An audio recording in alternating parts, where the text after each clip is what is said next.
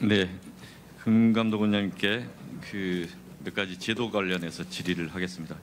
첫 번째는 계좌 추적권입니다.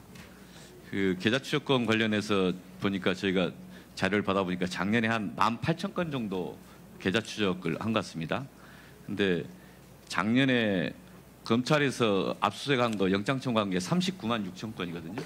그리고 그중에 기각된 게 한 3만 5천 건 정도 되는데 계좌 추적이라고 하는 것에 대해서 보니까 저희들이 보기에는 되게 아무도 모르는 계좌 추적, 누구의 통제도 제대로 받지 않는 계좌 추적, 이것에 대해서 좀 그 계좌 추적 권한 행사에 대한 의문들이 쌓이고 있어서 한번 보겠습니다. 먼저 금융 거래 정보를 이제 제공하는 것, 이게 계좌 추적이라는 것의 표현인데, 이것에 대해서는 본질적으로 이 사생활 비밀이나 개인의 자기 결정권, 정보 결정권 보호 대상이다. 이런 인식에 대해서 공감하십니까? 예, 공감하고 있습니다. 예, 인권위에서 공식적으로 표명한 것입니다. 계좌 추적의 내부 절차를 살펴보니까 검찰의 경우에는 영장주의입니다. 근데 금융감독원은 영장주의가 적용이 되지 않아서 외부의 통제를 받지 않고 실무자인 팀장이 또는 국장이 결재받으면 제한 없이 계좌 추적 현재 가능하죠? 예, 업무상에 이제 제한이 있습니다만, 예, 말씀하신 것처럼 영장주의가 적용되지 않습니다. 그렇죠. 원장님이나 부원장부가 지시하면 바로 또 계좌 추적이 시작되죠. 검사와 관련돼서 계좌 추적을 할 수 있습니다. 예. 예. 그래서 이에 대해서 이제 통계를 한번 요청을 해봤는데 되게 추상적인 통계로만 주셨어요. 이 금융실명제법에 따르면 계좌 추적에 대해서 각 항목이 있습니다. 원칙적으로 금융거래 정보는 그 비밀, 이게 당사자의 동의 없이는 제공할 수 없다. 그런데 법률에 제한이 있는 경우 가능하다 해서 금융실명법상에 가나다라마 5가지 항목이 있는데 그 항목별로 관리가 되어 있지는 않고 그냥 통계적으로 포괄적으로 하고 있어서 이에 대해서는 좀 더 그 각 국별로 실제 어떻게 계좌 추적이 있는지 이거 통계를 제공해 주시기 바랍니다. 한 5년 정도 통계는 이미 총괄 통계는 주셨는데 국별 통계라도 좀 주셨으면 하고요. 특히 항목별로 가나다라마라고 해갖고 금융실명법 제4조에 기초한 분류를 해서 좀 주셨으면 합니다. 그리고 다음 페이지 보시면 계좌 추적에 됐는지 안 됐는지에 대해서 공개를 하느냐에 대해서 이제 금융위와 금융감독원이 한꺼번에 정부에서 국회에다가 보고를 합니다. 근데 그것도 되게 포괄적인 통계여서 계좌 추적의 과정들이나 권한 행사가 적절한지에 대해서 파악이 좀 어려웠습니다. 그래서 좀 구체적인 데이터가 필요하다 이런 말씀을 드리고요. 다음 페이지에 보시면 내가 계좌 추적을 하고 있는지 안 하고 있는지에 대해서 나는 모른다. 이게 국민들 입장에서는 답답한 거고요. 국민들이 봤을 때 금융감독의 계좌 추적은 명의인에게 통보를 하지 않습니다.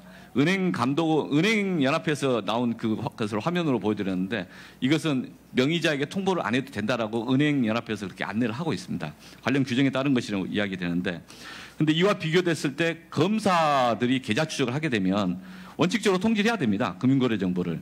한 10일 이내에 명의인에게 검찰이 이렇게 계좌 추적을 했다라고 제공을 하고, 또 예외가 있어도 일정한 요건을 갖추면은 1년 안에는 해야 됩니다. 그렇게 되고 현재 자체가. 예, 맞습니다. 그런데 금융감독원의 계좌 추적은 검찰보다 센 거죠. 아무한테도 통지를 안 합니다. 그래서 이렇게 되면은 내 계좌가 어떻게 되는지에서 누가 할까? 그런데 계좌 추적 관련해서 금융감독원의 또 여러 가지 그 불공정거래 조사 권한이 있기 때문에 연관이 되면은 그러면 검찰의 수사기로 넘어갈 수도 있고 이러기 때문에 이게 검찰에서 영장주의제도가 여기서 사실상 우회하고 탈법하는 거 아닌가, 그런 우려가 있습니다. 다음 페이지 보시면, 그래서 행정조사와 수사와의 혼재 상태 속에서의 이 계좌 추적권에 대한 좀 검토가 필요한 거 아니냐라는 지적을 할 수 있습니다.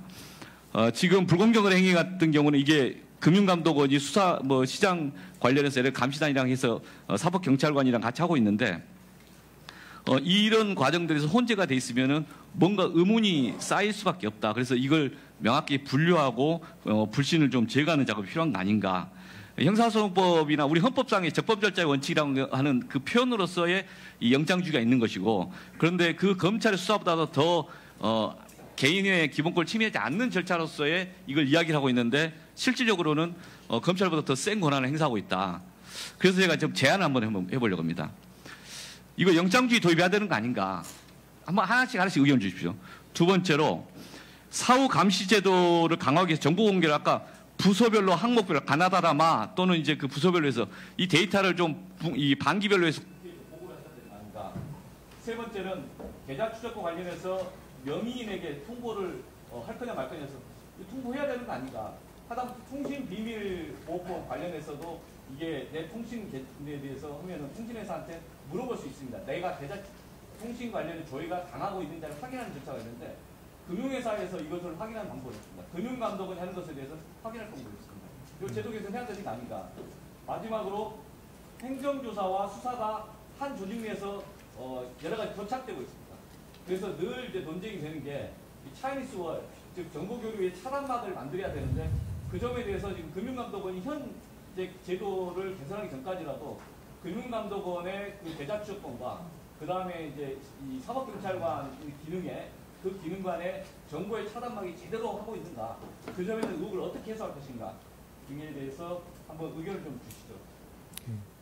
영장주에 관련돼서는 의원님 말씀을 무슨 말씀인지 잘 알겠고, 이제 다만 저도 검찰에서 계좌 추적도 해보고 여기서 해봤는데, 검찰은 이제 광범위한 대상에 대해서 이제 모두 전반적인 계좌 추적이 있다 보니까 영장주의가 적용되는 걸로 이해하고 있고, 저희는 사실은 금융회사 아까 앞서 말씀드린 것처럼 예를 들어 내부 통제 실패와 관련된 횡령에 대한 추적을 한다든가, 이렇게 어떻게 보면 되게 좁은 범위 내에서 대신 영장주의 제한을 안 받고 있는 거라 조금 그런 부분은 좀 차이가 있다는 점은 말씀을 드리고, 다만 저희도 사실은 올해 같은, 저는 이제 저 개인적으로 보면은 작년에 온 이후에 거꾸로 저희가 감사원 감사라든가 여러 지적을 많이 받다 보니까 어떻게 보면 계좌 추적을 하거나 내진 자료를 봐야 되는 것들을 너무 안 보는 어떤 소극주의가 지금 내부에 팽배해 있어서 그리고 결국은 감사원에서 이제 감사를 왔을 때 제일 먼저 보는 부분이 이거다 보니까 사실 이것 관련돼서 여러 가지 지적을 저희가 내부적으로 많이 정부 내부에서 받고 있고요.